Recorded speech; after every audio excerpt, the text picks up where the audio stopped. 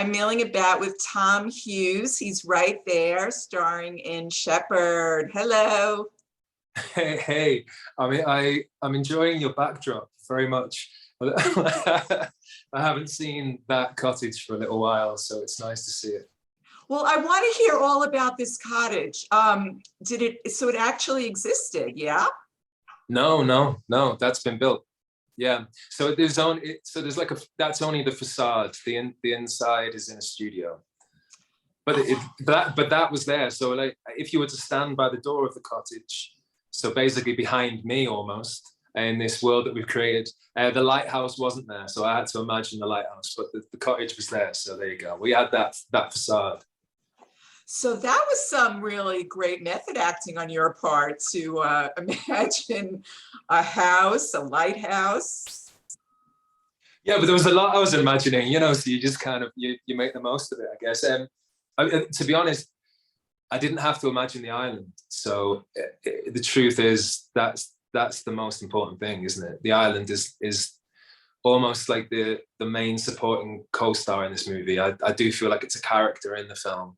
And to be on the island and to be filming on the island and have the awe-inspiring power of nature was a gift. So if I have to imagine the top half of a lighthouse, it's not much to ask, is it? Let's be honest. Yeah. So tell me a little bit more about the island. Was it as creepy as it looks? I mean, did you isolate yourself there? A little, yeah. I mean, the thing about nature is it's the most incredibly it's the most inspiring thing in the world, isn't it? It's the most amazing thing in the world. But it's also, there's such power in nature that if that is a negative power, it's also overwhelming. And I think for Eric, the island is that. I think it brings out a lot that is happening within him. And so I really wanted to immerse myself in the nature as much as I could. I only had 3 weeks to prepare for the film, so I felt like that, trying to live it as much as I could and stay in his rhythm was important. So yeah, I didn't start off isolating myself. I was in a hotel. There's a little town up there called Tobermory that we stayed in, which is right on the coast.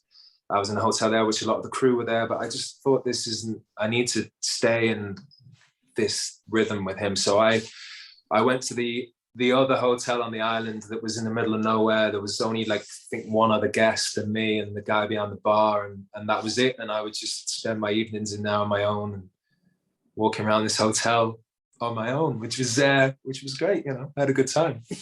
Oh man, it just looks so gorgeous too. Did you spend much time with sheep? I mean, did you have to learn how to shepherd? No, and I'm sure anyone who does know how to shepherd would be able to recognize that in the film. I mean, there were people there. There were people who live on the island who would come and kind of help.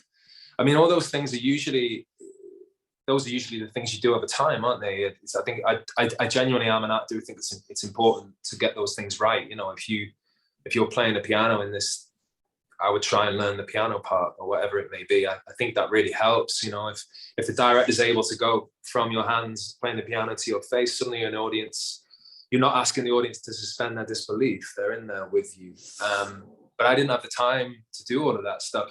And for me, the most important thing to get right was, what Eric is going through in this film. It felt very important to me to make that viscerally, tangibly real. And that took all my energy to try and make that resonate as much as I could and feel recognizable as much as I could. Well, let's get a little actory. Tell me sort of how you got there. How did you get to those emotions? Well, I don't know. I don't even know if did I? I mean, I watched it back and went, oh, I wonder, you always do. I'd be like, I wish I could have done that differently. But I guess, I read this on holiday, the script, and it was an odd choice of setting to read it because it was so different to where I was at. And I was completely immersed in it. And I felt very empathetically towards Eric. And I also felt like Russell had mapped out his psychological state and what he was going through with such a degree of sensitivity and such a degree of bravery, actually, within this genre piece, and and it really stuck with me. And the residue of that, of living in his shoes for that hour and a half as I read it, really stayed with me. And so I, like any part, you wish to do justice to that, and you have I think have a responsibility as an actor to try and make anything you do as tangibly recognizable, particularly someone like myself who's drawn to social realism anyway. I think you've got to try and make it that. So I went to everyone in my life that I felt could help shine a light on what that would do to you, how that would make you feel, how the body would react. Because also I was aware that in this film I only had that. I didn't really have dialogue. I didn't really have other actors. I had to make it visceral. I keep using that word, but that is kind of what I went back to. And how would the animal that Eric is feel? And so I tried to find that rhythm and that vibration and stay in it, hence moving hotels, hence listening to music as much as I could, hence going off on the island if we had an hour, and just trying to be lost in nature like he would be. And for me, it's about trying to find his energy and stay in that and try and be truthful to that and ride whatever crest of whatever wave arrives. It's kind of, and I hope I like anything, you watch it back and you do it differently every time you watch it back. But, hopefully it resonates on some level, this movie. I'm looking at you now, Tom, and I feel like you were a little bit beefier then, yeah? I don't know, maybe, I don't know. Did you know like they wouldn't be feeding you? So, and you well, I had just been on holiday, you can't forget that. I want to talk about the dog who I was madly in love.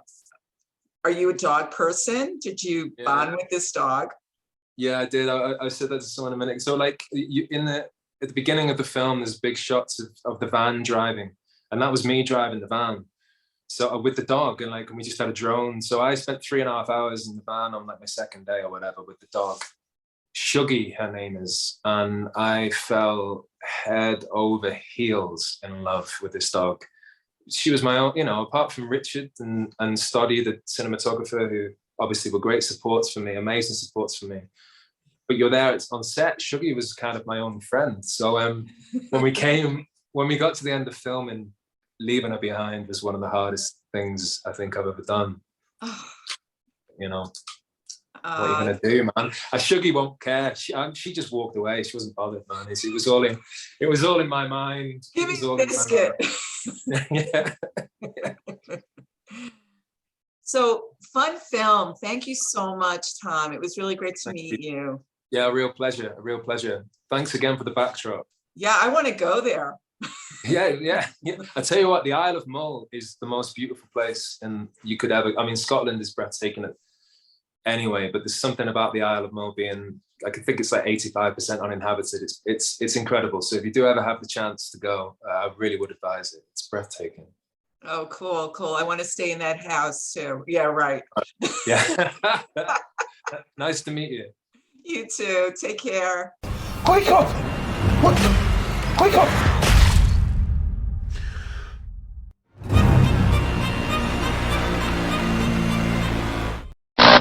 Always news. Always refreshing. Always candid. Always milling about. Robin Milling delivers what celebrities are saying to you.